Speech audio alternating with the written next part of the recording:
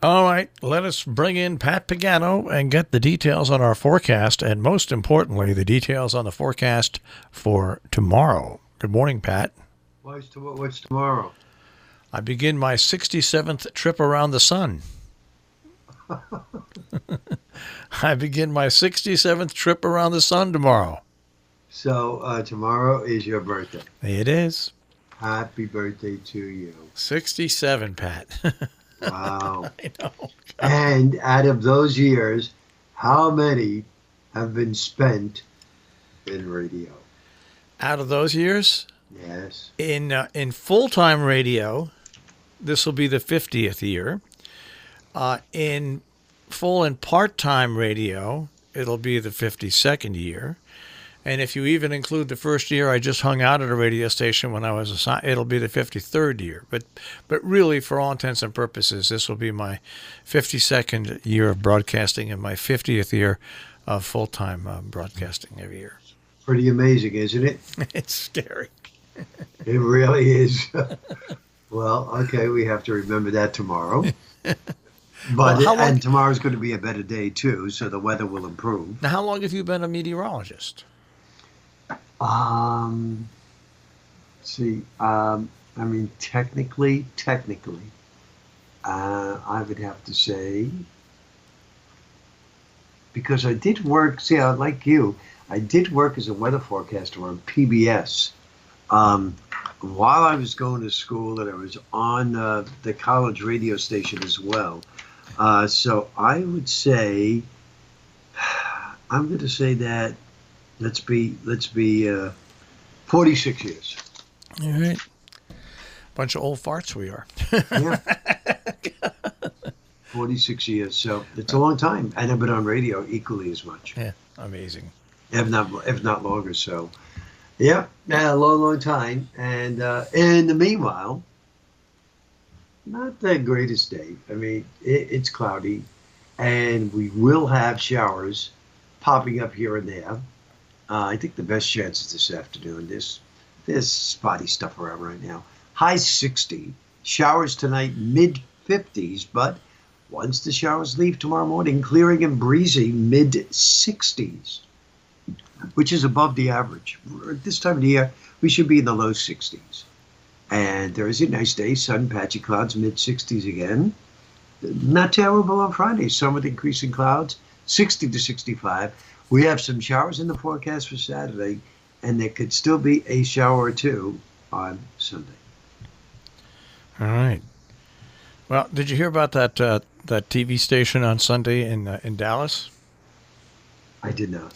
We were just talking about this with Mike Kazi. During the Dallas game, there was a tornado that was within about 5 miles of Dallas. That I saw, yeah. Well, the TV station, which was covering the Dallas football game, okay, waited 6 minutes to broadcast the warning because they didn't want to interrupt the game. How stupid is that? Everybody should be fired that was involved in that decision. Yes. Everybody should be fired for being involved in that decision. That's just plain stupid. Thank God nobody was hurt or killed in Dallas. But they had, as it was, they had a short amount of time to be warned. I think if I heard it correctly, 15 minutes. Okay. Could you imagine that? See, what I don't understand is we have equipment installed here, EAS equipment. Right. It goes off and we don't have any choice. When anything over we have a choice on whether or not to put warnings on not warnings, advisories on the air. But the minute a warning comes over, any type of warning, whether it's a high wind warning, whether it's a severe thunderstorm warning, whether it's a tornado warning, whether it's a warning for heavy snow, the minute warning is, it automatically takes over and goes out on the air. We have no control over that. That's it. It's done. That's what I don't understand, how you can override something like that as a TV station. That is really, yeah, I would imagine as a major TV station that they should have had it going across the bottom of the screen. Bingo. Split screen, whatever you want to do with it. I don't know. I don't understand that at all. Look, it's almost as bad as President Trump thinking about putting Barry Mai is AccuWeather at the head of the National Weather Service. I still haven't gotten over that. But anyhow, yeah, weather-wise, so we're in a seasonable weather pattern. And even, even over the weekend, it may get a little unsettled, but I don't see anything ominous yet. Fortunately, from what I see, Halloween trick-or-treaters, which of course is next Thursday, it's a long ways away, could be a little bit on the wet side. We'll just have to wait and see, because that is really a long ways away. Me personally, it was a pleasure Saturday not to have to get up, pack the car, pack my suitcase, and head to the lake. I have to tell you that. It was a pleasure. It was just a pleasure. I got a lot of stuff done in the house, and then of course I had to pack the car for Sunday, and we went into the city to shoot. I parked the brownstone that you probably know the area real well. The Brownstone's Hell's Kitchen, Restaurant Row. The Brownstone is on 46th Street between 8th and 9th. So I found an Icon parking lot between 6th and 7th. And it was $35. And I reserved a spot in the morning so that I wouldn't have to be bothered with, waiting online and all of that stuff. Yeah. But I didn't realize that I had to go across Times Square to get there. Yeah. So it took me a little while there. I had dropped off all the stuff prior to that. And then Pat didn't forecast rain, folks, on Sunday. I said that Nestor will stay to our south. Well, he didn't. Obviously, you know that. And it was, in the city, it was pouring. I was watching the Giant game. It was pouring. While it was pouring down there, it was very light rain up here, but then later in the afternoon, we got some pretty good steady rain. Yeah, exactly. So it was a lot more than I expected. And of course, I don't have an umbrella. And there I am walking with my equipment, about 2.5 blocks to get back to the garage. We had wrapped up. We got there at 12. We wrapped up about 5:30. And I figured, well, you know what? It shouldn't take us that long to get home. But one of the guys that's in the movie who lives in the city said, would you be kind enough to drop me off at 65th? He said, it's on your way. You're going to the Henry Hudson Parkway. From 65th, you could just get right, go right up and get onto the Parkway. I said, fine. He didn't tell me that I had to go to Midtown on Broadway. Oh, yeah. Yeah, of course you do, yeah. Well, it was a mess. Huh. It was a mess. So by the time I got home Sunday night, I guess it was about 8:30. Didn't eat all day because we were shooting. So 8:30. By the time I ate and got to sleep, it was about 10 p.m. So it was a good thing that I didn't work yesterday morning, because I would have been one big grouch. But I got everything done. So the movies are finished. We still have, I forget how many scenes to go, and we're hoping to have that finished the end of November. So I will not have to worry about movies until the weekend after Thanksgiving.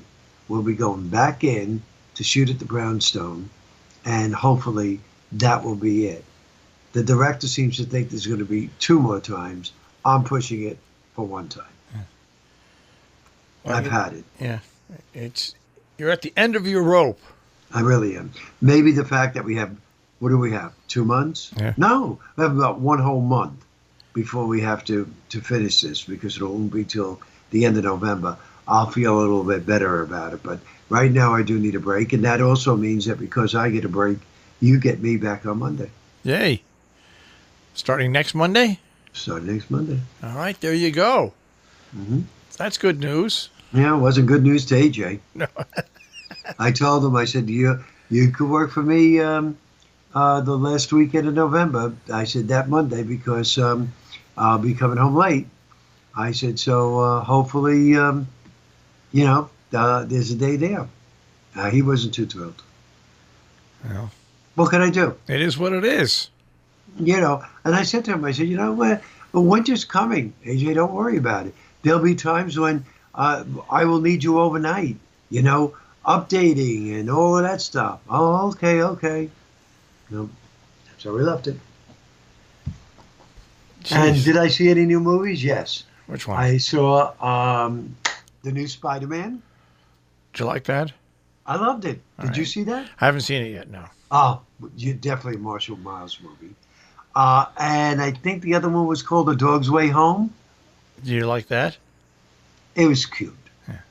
I mean, the storyline wasn't great, but it was cute. The dog was adorable, and the whole thing was cute. But Spider-Man, yeah, quite a twist on that.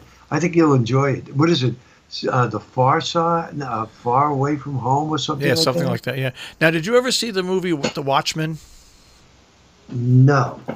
All right. Well, you've got to read the book. Actually, the HBO is taking what was a book and a comic book, which was turned into a really great cult movie, and they're now doing a weekly series on it, and it's updated for today's society. Yeah. And it was terrific. I saw the first edition was on Sunday. It was terrific. It's just as wacky and wild and crazy. But I should read the book first. The comic book is a comic book. You have to follow the comic book. You read that first, and you'll get the lay of the land. Then it would be helpful if you watched the Watchmen, the movie, the regular movie, which was made years and years later, because in this first thing, if you don't know the storyline, you get a little lost. You won't understand some things that happen in the first few shows. Okay.